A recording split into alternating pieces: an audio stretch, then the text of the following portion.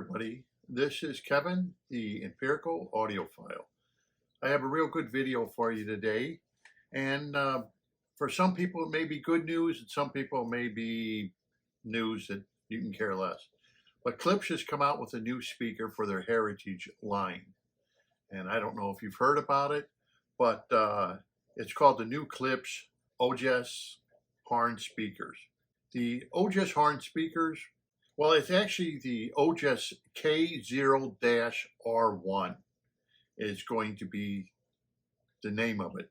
So it's Klipsch Ojas K0-R1 speaker.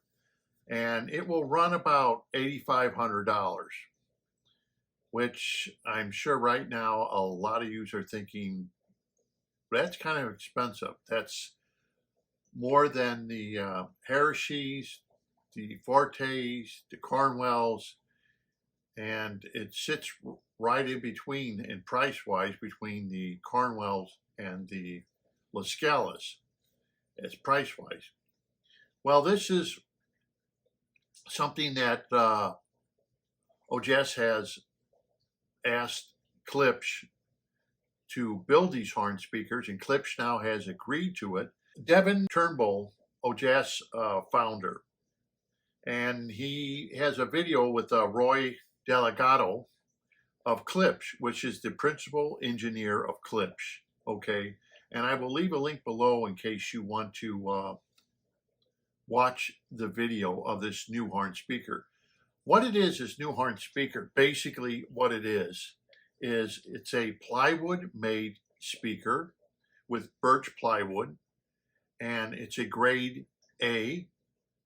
There are different grades of plywood. I'll get in that in a little later. And it's basically a mini-me Altec speaker.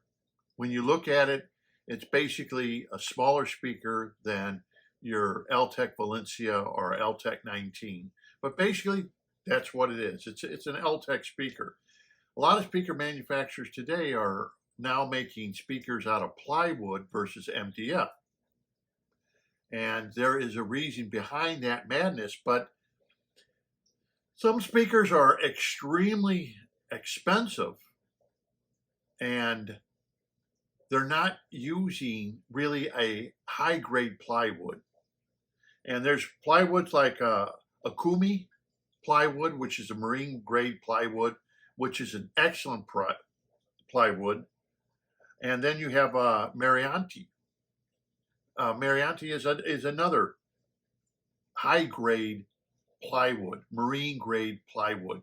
They have more plies in it than normal plywood does. And like that Marianti plywood, that plywood is it's very stable. First of all, very stable, water resistant, and makes a stiffer panel. It's a very high-grade plywood, okay? You never hear about that. They always say, well, we're making our speakers out of birch, but these two plywoods are probably the best plywoods you're going to get, which fall under a B/BB grade of plywood. And I looked it up, 3/4 inch. Now, I don't know how thick the speakers are, if they're 1 inch or 3/4 inch, the new Klipsch speakers, but like a 3/4 inch 4x8 sheet at Home Depot today of birch plywood, A grade, is about $84 a sheet. Where the Marianti plywood could run you $250 a sheet. Big difference. But the quality of the two plywoods are different. And I noticed that a lot of people coming out with new speakers that were hitting the market are now being made with plywood. They're very expensive, 1 inch plywood. They're charging outrageous prices. But yet there are better grades of plywood for the price they're asking that should be used, because they're going to be a lot better. I'm going to leave a link to a video, Tech Ingredients. I'll leave a link to the video, World's Second Best Speakers. This is the video. I will leave a link below in case you're interested and want to find out about plywoods versus MDF. Now, plywood is stiffer than MDF, and therefore resonating frequencies leave it faster than MDF. Watch the video. He goes through all the tests for you to show you about plywood versus MDF. So I understand why manufacturers are going to plywood, but plywood is nothing new. Plywood has been used in speakers since they built my Altecs back in 1975. So that's almost 50 years ago. And what they used to do is use plywood, and then on either side of the plywood, they would put a veneer, which you don't see anymore. Okay, you'll see a plywood. If you look at my Altecs, the Valencias, you will see there's plywood on the veneer on the outside and a veneer on the inside of the speaker. The back panel, which is a particle board or an MDF, will have a brace on that back panel to keep it from resonating. But that's what they used to do. And that's 3/4 inch plywood that's made out of. Not 1 inch, but 3/4 inch. Is 3/4 inch plywood really 1 inch, or 1 inch plywood really 1 inch, or is it more like 7/8 of an inch? I don't know. I haven't measured it, but you know how wood is. 2x4 is not 2x4 inches. But I wonder if 1 inch plywood is really 1 inch, or is it only 7/8 thick. But anyway, when you get into these speakers that are asking large amounts of money for building speakers out of plywood, instead of, if you look at your speaker, which we all know, it's made out of MDF. And then what they'll do is throw veneer only on the outside. Now, when I built the baffles, like, for example, to my Altecs, I built the baffles, I had them made. I made sure they veneered outside and inside of that baffle. The whole thing's been veneered for stabilization. That's why I did it. It's an old thing they used to do long ago, but to save cost, now you open up a pair of speakers and you will see the inside, you'll see the MDF, but you will not see any veneers to help stabilize that MDF. Therefore, they put all these braces inside to stabilize those speakers. Using these plywoods like Baltic birch, you have Baltic birch on the inside and you have the outside with Baltic birch to help stabilize that plywood. Plus its plies. The plies, Baltic birch plywoods is considered stronger than MDF due to its compensation of solid birch. Veneer layering with alternate grain, patterns, directions. So they will alter the grain of that plywood, and that's what makes it better than MDF. So now manufacturers are making speakers back to the way they did 50 years ago, using plywood and selling it usually the Baltic birch.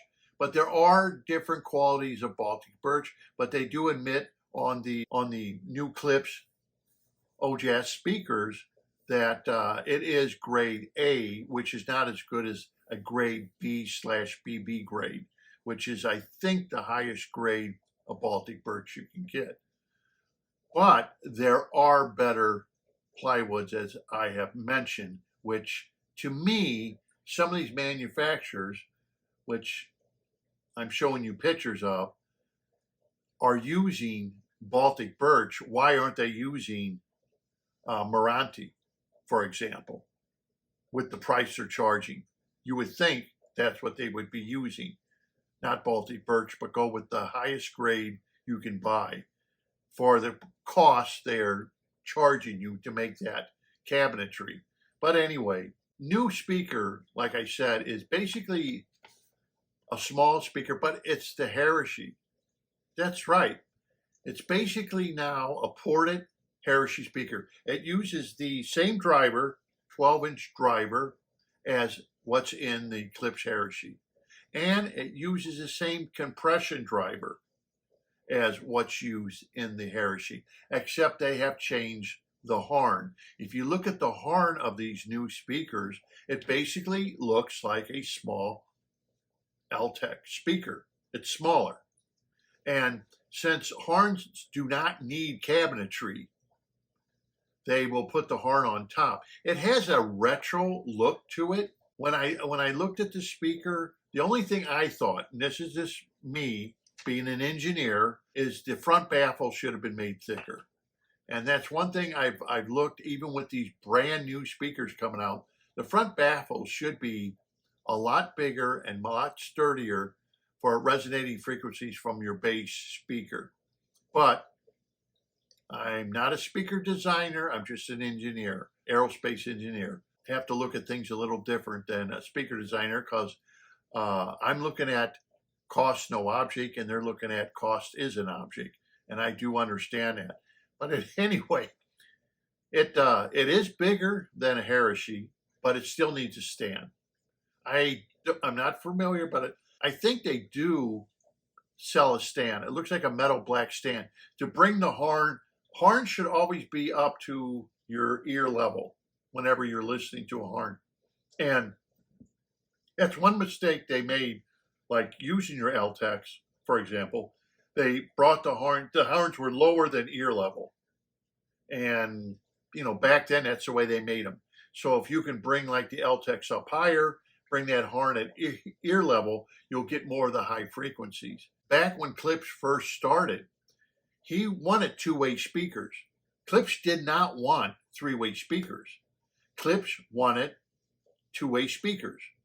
That's what he originally wanted. But because he couldn't get the high frequencies that he wanted, because limitation on the drivers or what was available at the time, remember this is in the 40s and 50s, he learned that he needed to add a high frequency horn tweeter to his speakers.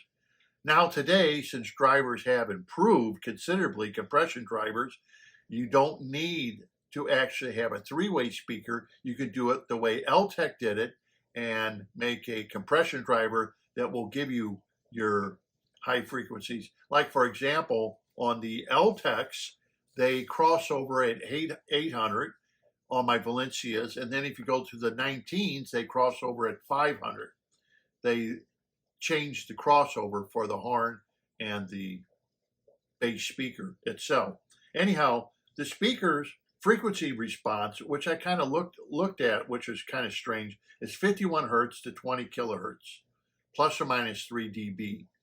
Not bad. People may say it should go lower than that, but if you watch my video, subwoofers today can cross over at 50 hertz.